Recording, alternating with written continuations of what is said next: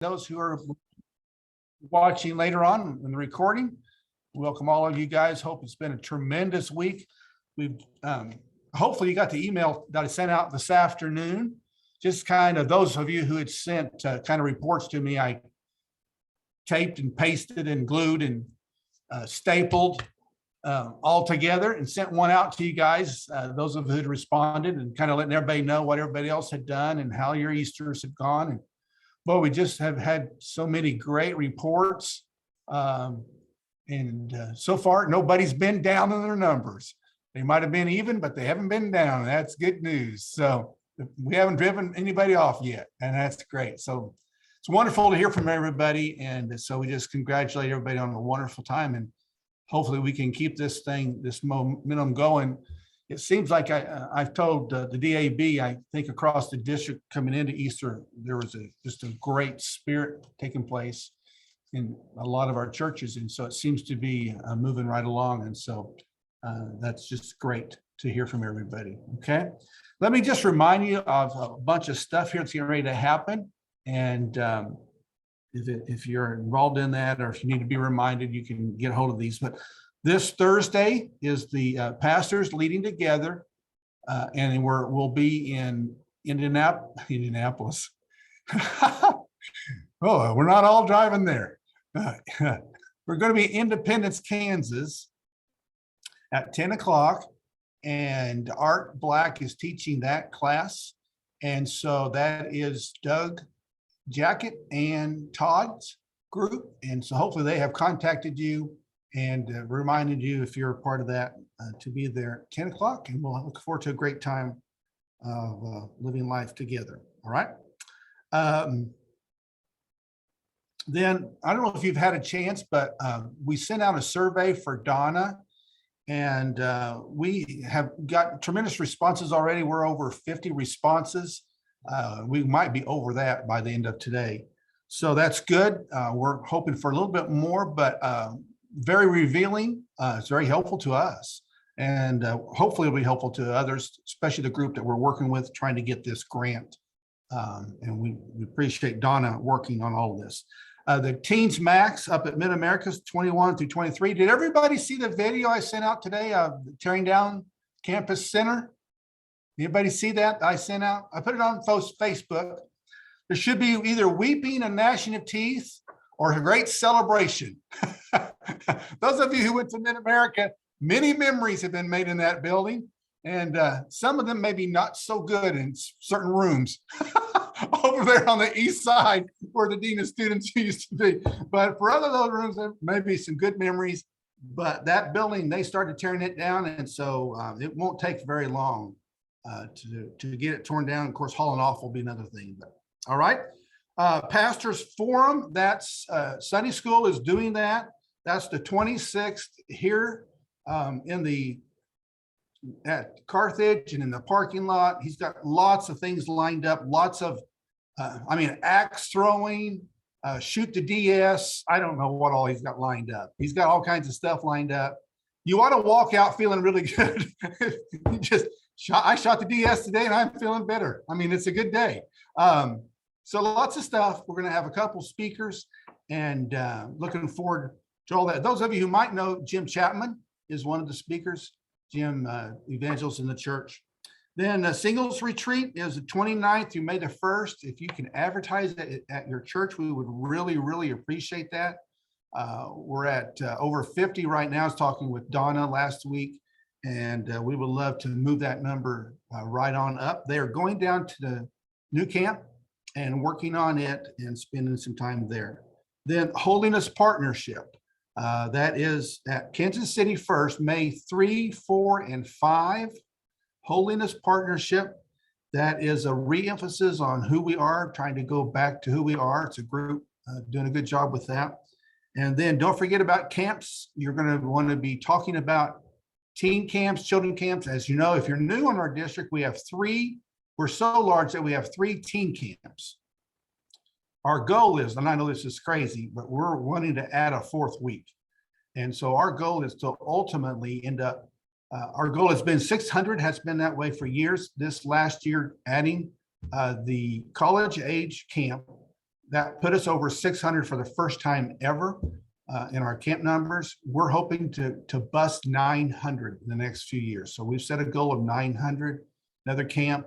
And so be thinking about that. Children's camp is also coming up. Then district convention, for those of you who knew, those of old, just reminding you, Sunday school will have theirs on Saturday, and it will be here at the Carthage First Church. Okay, so the venue is all moved. So everybody pay attention. You'll be in the wrong building. You're not going to Joplin this year. You'll be here. And so Sunday school will be here on Saturday. Sunday night will be at the Fairview Christian Church, which is the old Walmart, which is just 3 blocks from the church. It's where we used to have assembly at. And I don't need to get into all that, why it was moved, but so we were able to go back. We'll be able to house everybody we can pack in there. Plus we'll have children's areas. We'll have banquet areas. It's going to be a great thing. So our goal has been and is still 1,000 people on that Sunday night. That means every church has to bring lots of people, but we can do this. Let's pack it out for a great night, and we'll look forward to all of that. So that'll be that Sunday night. Then Monday will be the assembly business. Monday afternoon is going to be great. We're going to have, we've got a couple of speakers coming in, Dr. Bill Sawyer. Then we have a children's pastor from Bethany, Oklahoma coming in. And then we'll have pastor's reports this year live. We've not done that in several years. And so we'll have that midway, and then we'll have an ordination. We have 9 candidates that will be ordained that night. And then Tuesday morning, Allison's going to load the cannon and shoot a whole bunch of stuff at us, and we're going to have a great time on Tuesday morning. Okay. All right. So if you've gotten your email and you have by chance printed out the sheet so you can fill in today, let me show you where I'm working from. So all of you ladies will probably recognize the IT Cosmetic Company. It is the largest acquisition in the history of cosmetics. It was way up. It was in the billions. This is her story. She's not Nazarene, but she's Christian. Okay, I think when you read this, you kind of get the idea. She's loving Jesus, but it's a great story. She spoke at the summit, which we take all of our MAC leaders to in the summer. You also can go to it as a pastor. So I went to it as a pastor every year that they had it. Looked forward to it. I want to talk a little bit about her journey through it. There are some that are direct lines from her, but most of this is I adjusted the lines. So if you end up with the book and you go, that's not what she said, Phil, I know that. So I've adjusted it for us tonight. And I think, well, I'm confident that there'll be at least one line in here that will grab your attention and help you out with your ministry. Okay, so let's just jump right into it. All right, so now the first one is, how do you know when the Spirit is leading? And I thought, as she's talking, she's not talking about the Spirit, but she didn't say the Spirit as much, but she talked about this leading that she had, this vision, this stream, this driving force in her that would drive her to do exceptional things, stay up at night, go through things, take rejection. And so I thought it was a great question on how do you know when the Spirit is leading? So I want you to pause just for a second, and I want you to answer this to yourself. How do you know when the Spirit leads? Is there something that's said to you? Is there something that is done? Is it several things that start to line up? Do you feel good? Is it an emotional experience?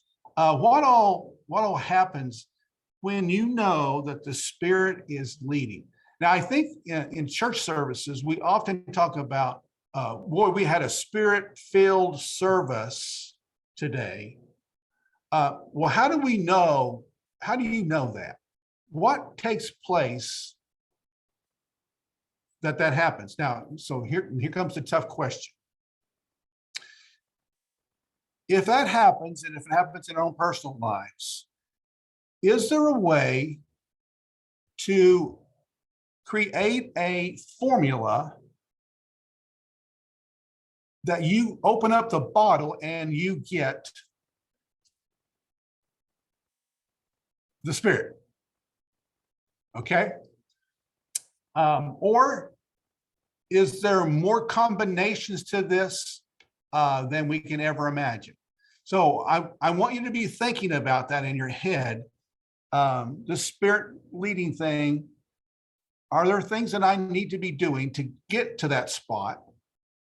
Are there things I need to stop doing to get to that spot? Just how do we get that, and can I do it? And can I get it? All right. So I'm setting the table for all this. Number 2, she talks about believe where you are going does not have to be determined by your past. So I reversed an old statement that a lot of leaders used to use years ago. And it's this line that says that your present is determined by your past. In other words, your present behavior is determined by your past behavior. And the idea is that if you did it 10 years ago, you're likely to do that again. And so people won't hire you because of the past. Okay, now let me change that in your thinking. So let me say this. Your future does not have to be determined by your past. You get that? That's worth an amen right there, isn't it? Your future does not have to be determined by your past. And so with that in mind, that changes, it should change how we look at ministry and how we look at people. If you're a pessimist, you'll look at that and say they'll never change. If you're an optimist, you'll say, man, how fast can I help them change? Okay. So let's look at ministry from a different perspective. And if you're negative, let's look from the positive, and let's begin to think, how can I help people move to the right place, understanding that what I do is done, okay, here we go, by the work of the Spirit. Okay. All right. Number 3, your opposition does not have to be stronger than you are. Now, let me give you the context of that. She's talking about major cosmetic companies that were millions and billions of dollars in revenue versus her little business. And the idea is she should have just stopped and quit. And she could not do that. And so we came out with this line, your opposition does not have to be stronger than you. In other words, just because they're bigger doesn't make them stronger, better, more efficient than you are. You have a chance, whether you're a small church or a big church, you have a chance to make a difference in your town and in your city as you pursue following the work of the Spirit. All right. Now, she gives 2 lines here. These 2 lines are worth the price of the book. I've got some greater lines. They're all good. This one is really good. You, talking about you and how you work, you control who you give your mic to in your life. You control who you give your mic to in your life, and you control the volume of the mic. So you control who speaks into your life by handing them the mic. Maybe there are people in your life that don't and shouldn't be talking into your life, and you need to pull the mic off away from them. Some of them, you need to turn the mic down. There are people who won't let go of the mic, so just turn the sound off. Okay. Those of you who you've been in situations, and I've been this, we had a great sound guy. He was lots of fun. If I got too mouthy with him and we were having fun in the service, he would just reach over and slide my pulpit channel right on down to 0. And I could just talk all I wanted to and nothing came out. Okay. Sometimes there may be people in our life we need to do that too. We need to slide the mic down. And even though they have a mic, we need to turn the volume down and they're speaking into our lives. Okay. Here's the next one. Know your competition is. Know who your competition is and quit competing with the wrong people. This is genius. I'm afraid we compete in the church with all the wrong people and all the wrong entities.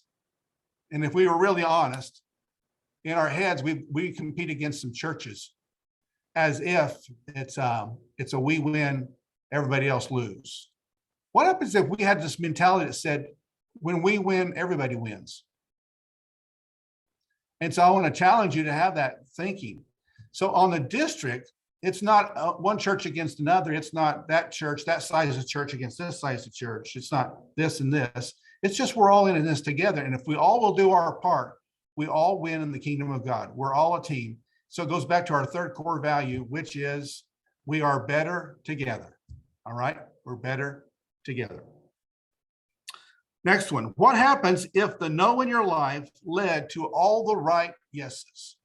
If the no's in your life led to all the right yeses. All right. So back to the book. This is directly from her story. So she goes to Alan Lack, who is if you recognize that name, he is, all you ladies probably already know all this, but when you go on TV to go buy your stuff and the makeup or whatever, he owned the first channel that came out was selling products on TV. He became a multi-billionaire in that. What's interesting is he was the door that everybody had to come through to get on his, even when as big as they got, the only way you got on QVC was you came through him. You came through Alan Lack. And so she would come to talk with him. She would come to talk to other companies. They would say no. She went to him. He would say no. They'd go to more companies. No. Back to him. No. And so what happened was she had a tendency to start to think, okay, maybe this isn't going to happen. But inside of her, she had this dream and this vision that drove her, okay? And she couldn't quit. And so finally in a market area where they were selling, she literally brought in her own to a market, an open market, and they were selling product. And a person from QVC came over and talked to her. That opened the door for her to have another conversation with this Alan. And this time she got in. And this time she sold all of her product in a record time. For those of you who don't know this, and I did not know this because I've not watched all this. So you bring your product in on consignment. So you're buying all of your product. You bring it with you. If you don't sell it, you take it home with you. And for those people who are beginners, that's a huge investment. So you have a camera that's up in front of you. She has 10 minutes total on her product. As the product is selling, she's seeing how much her volume is. She's also seen that if it's not selling fast enough, her time is reduced from 10 minutes to 8 to 6 to 4 if the product is not selling, and they cut her off. So you have this immense pressure for these 10 minutes. And so she's going through, she's seeing all this, and at the 6 minute, it's a little after 4 minutes, a little over 4 minutes, she sees sold out. So her first product sold out. Then her second product sold out. Then she sold out everything and they closed early on her. That began a process. And here's what she would say to us. And she says to us in the book, just because you know, you got to know, doesn't mean it's no. It just means it's yes in another way. And so if you have a tendency, if things have not gone right and the world's kind of pushed you back and you're like, I'm so tired of this, I want to say to you tonight, sometimes your no is a yes. It may be no to this direction and yes to this direction. So don't give up on what you're doing, okay? Your no can lead you to your yes. All right? Everybody receive that? Everybody with me? All right. Nod your head at least. Give me some kind of affirmation. All right, here we go. Luke's getting excited over in Coffeeville. Great. All right. Next one is be authentic. The world does not need another copy of someone else. Be authentic. She talked about, this is really interesting. They came to her and said, you will not be able to sell your product if you do not get the models we suggest that you would use. In other words, they wanted a perfect model, the perfect face, perfect body, and all that. Well, the whole thing of her makeup line is, and if you look at, I don't know if you can see the picture, not really careful, you can see she has red on her cheeks. She has a natural, yeah, there you can see it. She has a natural chemistry in her body that when she starts to get a little bit warm or she gets nervous, she gets, I think it's called rosacea, and it hits her cheeks and you cannot control it at any time. So to cover that, she developed her makeup. That's what sold her company. All right. And so when she's talking about this, they're saying you have to use the certain models. And she's saying, I don't have to use a certain model. I need to use people who are real, and that will sell my product. Well, that is exactly what happened. She used real ladies, whether they were not perfect ladies, perfect faces, perfect bodies, and all that. And that's what sold her product. Pastors, you don't have to be like anybody else. Just be you. God's made you to be you. You don't have to preach like Chuck Swindoll and Andy Stanley, okay? Although they might have good models and they might have good things to add, but you just need to be you when you stand in the pulpit or when you lead in a Sunday school class or when you're helping out in ministry. Just be you, all right? Be authentic to who you are. If you try to be like somebody else, this is the next one. If you're trying to be like somebody else, it will wear you out. Okay. And the catch to that is it also wears everybody else out that's around you. They're like, could you just go? Could you just quit? Could you just be you? Because you're acting weird. So just be authentic, be who you are. This one is a hard one, and it's a hard lesson for all of us, but teens always win and lose together. So when she would come back from a no, they would all get together, all of her team, and they would talk about what do we need to do now? We have another no. But when she got her yes, she brought everybody together. And there's a picture in the book, a couple of pictures, that she brought everybody in it. And even though this was her dream and her reality, she brought her husband in, who was the finance, he handled the finances and a bunch of stuff. She brought some best friends in and she took a picture, and in it, she's celebrating the contract, the signing of the contract. When she did that, this is an incredible story. She gave all of those people extra bonuses and signed them into the ownership of the company. In other words, she changed their lives forever because of what she said. Her idea was, this is not my company, this is our company. And so this is not your church, this is not my church, this is his church, this is our church. And together, so whenever you have great Sundays like you had, can I strongly encourage you next Sunday, you need to go back and celebrate. Tell everybody, thank you. Send out notes this week. Everybody that worked hard, you guys are awesome. You guys are incredible. Get on your emails, get on your texts, get your phones out. Tell people thank you for what you did, making last Sunday, the week or the whole weekend, a huge victory. All right. So please take a time to say thank you. Understanding we're part of the team. So your victory is going to be their victory. All right. This is what we don't do enough in the church. We don't celebrate with them and for them.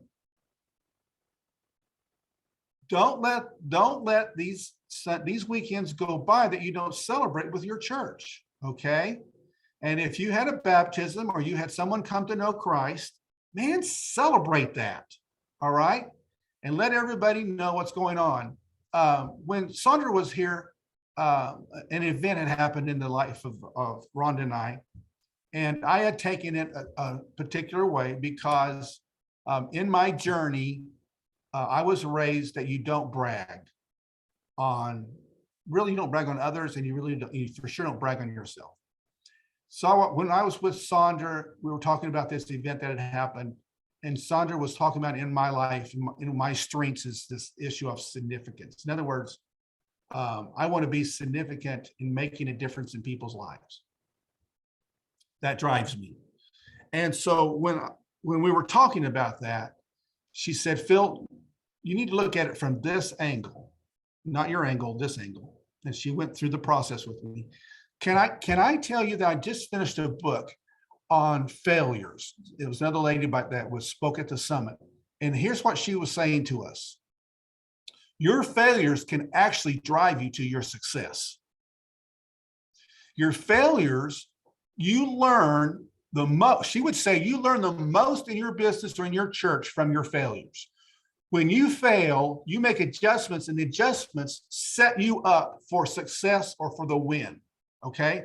So when you have failures, don't get down, relook at what's going on, retool yourself, readjust, and then come at it from a different angle. Your failures can actually drive you to your success. They might be your key to your success.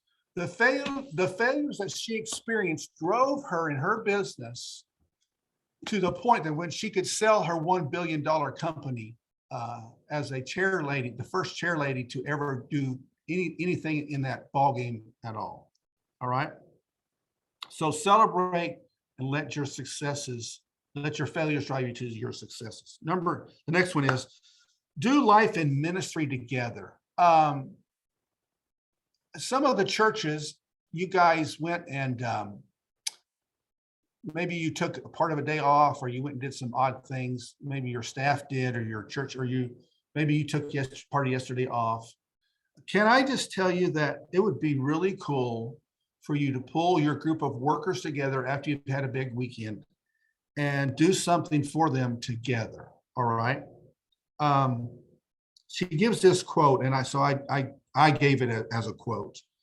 Being a lone wolf can come from a deep-seated fear that we're not worthy of other people showing up for.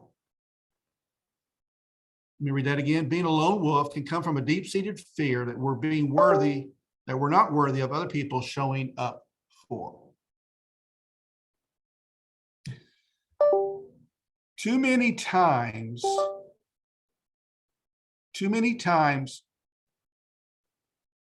I want to talk about myself here. Too many times,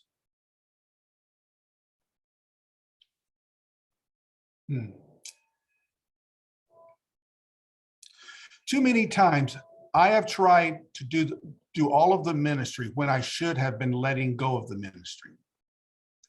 And I held on to it because I thought no one else could do it as good as I did. Now, maybe you're not like that. Maybe you don't do that. But I got into this spot where I felt like no one else could do it as good as I. So just let me do it, and then we'll do it perfect, and then we'll all be happy. Okay. And I cannot tell you what that got me into, but it didn't take me very long to figure out that is a wrong way to lead. Okay. So those of you who are listening and watching tonight and on down the road, if you have a tendency to think that you need to fix it all and do it all because you can do it right and you can do it perfect, honestly, if you can get somebody to do it, Maxwell and Craig Rochelle are using the number 70 to 80% right now. If someone can do it 70 to 80% as good as you can, then that's a win. You need to let it go. Now, for those of you who are perfectionists, you just had a heart attack because you're going, that is 30% of failure. I hear you, okay? But I also know that there is a point you have to let go of ministry and let other people do it. If you hold on to it, here's what I'm seeing. If you hold on to it, if you are a person who holds on to ministry and you want it done a certain way and you can only do it right, your church will only grow to about 80 people and you'll be done. 65 to 80 people. I've also seen pastors go into churches who had a larger church who grew it down to where they could handle it.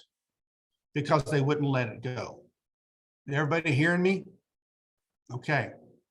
So I'm just telling you, if you somehow think that you're the perfect pastor and you have it all together and you do it all right, you probably just need to talk to 4 or 5 people really quick, and you'll find out that you're not the perfect pastor, you're not the perfect leader, and you actually do have mistakes. Now, I know that Jerry is thinking that Scott's perfect, but I'm telling you, Jerry, he's got a couple of flaws. He's arguing. Okay. All right. Believe even when those around you don't. Believe even when there are those who don't, or those who are around you don't. Believe in what you can do. One quick story, in ministry, we had built the first building. We're in the building process, and it actually was a metal shed exterior. So when people drove by, it looked like a barn. Ginger, you'd have loved the church. It looked perfect. Okay, it'd have been a great horse barn. And people would come up and make fun of it. Like, boy, that's a great barn. I hope you get some cattle in there. I hope you don't have enough pasture, your yard, blah, blah, blah. Yeah, funny people. But in my heart, I had this dream of this vision that God had placed in my heart about this church. And it didn't matter what they were going to say to me. I'm telling you, we were going to build that church, and it was going to be a nice facility, and it wasn't going to be what they said. All right. So for all of you, if God has given you a vision about your ministry, let that be the driving force of your life. Now, let me go backwards now to our first deal. Let the Spirit be the one who leads you and gives you the vision and becomes the driving force in your life. Don't let people control you, manipulate you, or drive you in your ministry. All right. Ask God for your vision, where you're at. Let him help you out. All right. Sometimes life lived out is not balanced.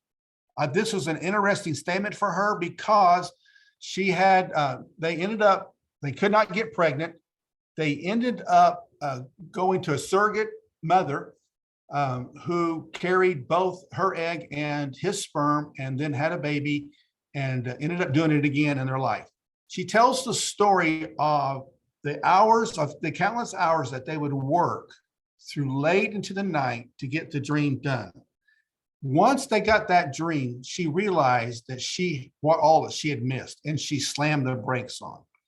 And so she took a time in this chapter to talk about that.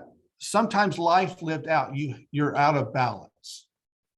So I thought about this, and so I thought for all of us, as we come into Easter, that's one of the weeks that we're out of balance, right? You worked a lot of hours last week. So then you have to figure out, okay, I need to slow that down just a little bit.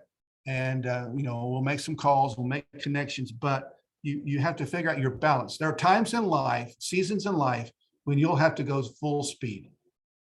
Then there are times that you'll be able to slow down. You have to figure out your balance in your own life. Don't be afraid to give honest compliments. And her line here is honest.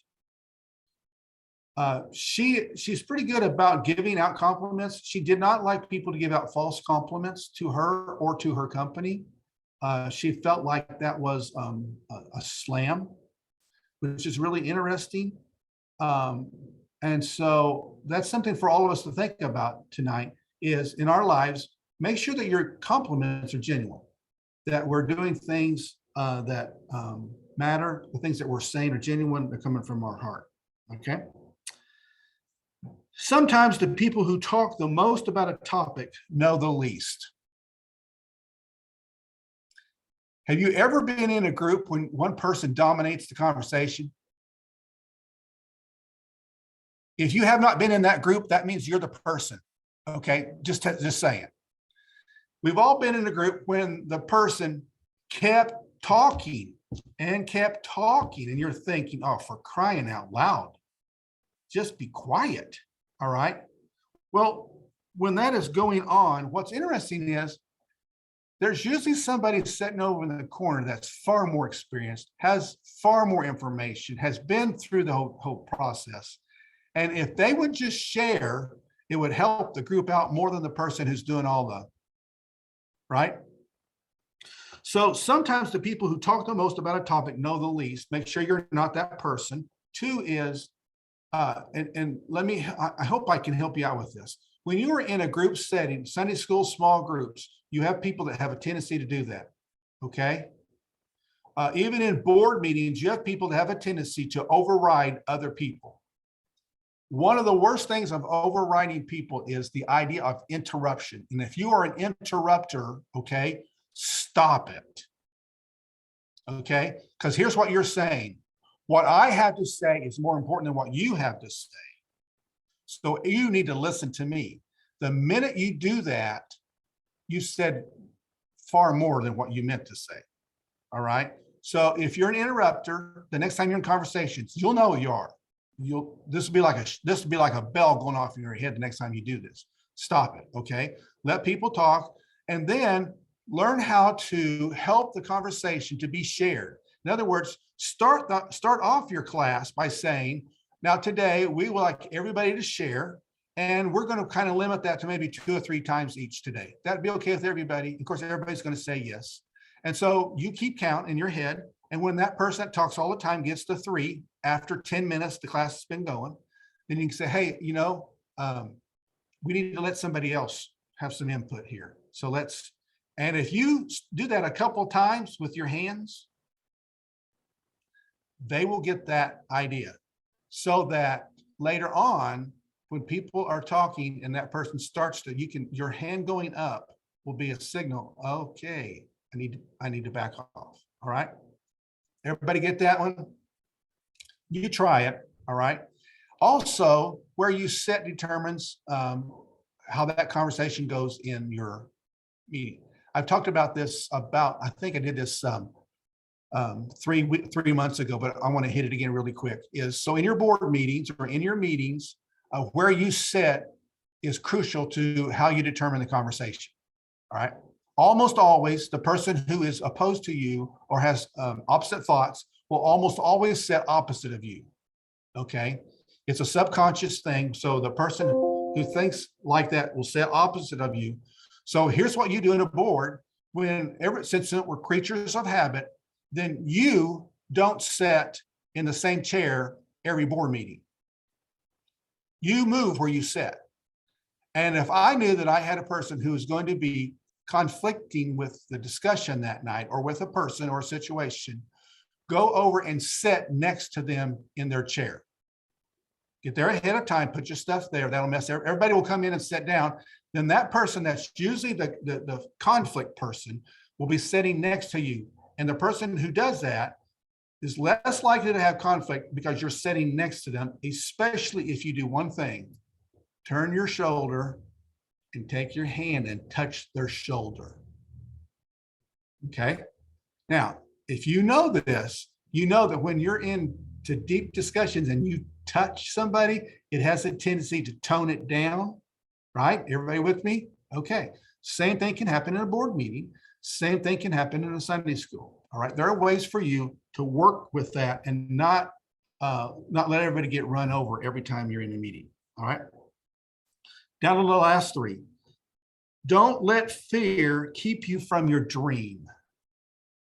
Don't let fear keep you from your dream. If God is placing a dream in your heart, if I'm Dan Lyburn over there, and I have God's placed a vision in my heart for Branson, don't let fear, Dan, keep you from your vision. Luke's over here in Coffeyville, so he's the opposite place. Luke, if God's placed a dream in your heart, don't let anything take that dream away from you. Okay? Let the role of the Spirit, be fully directed in your life, so that He plants the vision and you follow the vision, not because of people, but because of the Spirit's leading. All right. Then for all of us, no matter how difficult things are, know that God loves you no matter what. No matter what. And I would almost say no matter who you are. I just believe that God loves all of us. Doesn't matter whether you're black or white, red, doesn't matter if male or female. God loves you. Okay. and God cares about your life. And that's thinking that we need to always have, and we need to have that in the life of our church. All right. I don't know how you were raised. I was raised with, my folks did, my dad did lots of calling for the church. That's just part of who he was. But my mom did not do that. And one of the places she didn't go a lot was she didn't go to nursing homes. My dad was a singer, so he would go and sing at the nursing homes, and people would come out of the rooms and they wanted to hear dad sing. But involved in that, mom wouldn't go. Well, that started working on me subconsciously in my training of. So I realized when I got to pastoring, when we had nursing home tours, that day I dreaded with everything in me. Couldn't figure out why. Now, part of it was because I was doing 3 full services, and then I did a morning and evening service at church. So I was doing 5 services on those days. That's part of it. All right. But part of it was this nursing home. And in a beautiful way, God began to work in my life to the spot where I could change how I saw those people at nursing homes. Okay. And I could touch them, and I could talk to them, and I could put up with the smell or whatever was going on. I wanted to be Jesus to them. So let that happen in all of your lives. I'm probably not perfect at it, but I think I'm a lot better than what I was at one point in my journey. All right. So here's the last one for us, the inner critic. What you appreciate appreciates. What you appreciate appreciates. You can change the value in how people see themselves and how they see others. You can change the value by letting them know they're appreciated in their own lives. I like to be appreciated. Don't you guys, gals? Everybody likes to be appreciated. The words thanks, thank you. As much as we like that, let's be people who will do that for others and let others know how appreciative we are of them. Okay. So that completes the sheet that's there before you. Again, this is Jamie Lima's book, Believe It, out of her story of her perfume or makeup that she, company that she built. And it's subtitled How to Go from Underestimated to Unstoppable. So ladies, men, all of us, let's be unstoppable. So just real quick now, do you have any questions that I can answer that needs to be answered in front of everybody? I'm going to stay online, so if you need to talk to me privately, I'll be here. But any questions that you want to ask that would help the group tonight?